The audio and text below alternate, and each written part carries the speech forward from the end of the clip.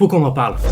C'est l'histoire d'un gars, un passionné de cuisine, qui s'est lancé dans l'entrepreneuriat en 2023 pour vivre de sa passion. Il crée les restos curieux, mais malheureusement il s'aperçoit vite que c'est très compliqué de vivre seulement de la création de contenu. Mais au Noël 2023, il se baladait dans les rayons d'un magasin de jeux de société et il s'est aperçu d'une chose. Il y a très peu de jeux sur la cuisine, en France, dans le pays de la bonne bouffe. Tu rends compte?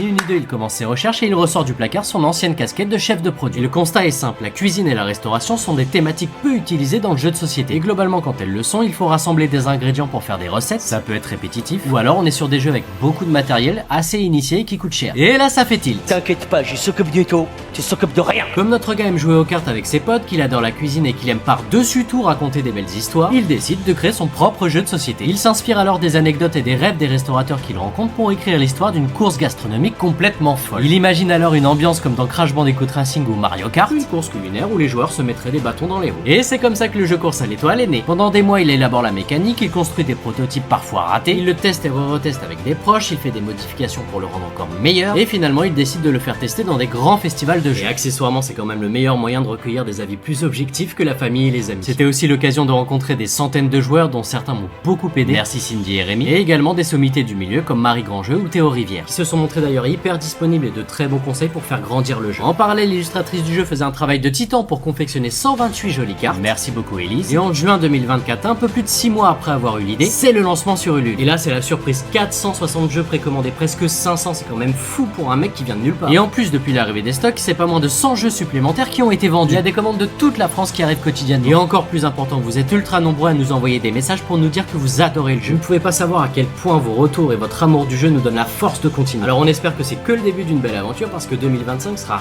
riche en émotions. J'ai le plaisir de vous annoncer que ça y est, c'est officiel, j'ai signé avec un distributeur, donc le jeu sera disponible en magasin courant 2025. Et des nouveautés sont également en préparation dans l'univers de Course à l'étoile, mais pas que. Et évidemment, on vous impliquera énormément dans le développement des jeux, donc surtout si c'est pas déjà fait, abonnez-vous au compte Course à l'étoile, parce que l'année 2025 s'annonce.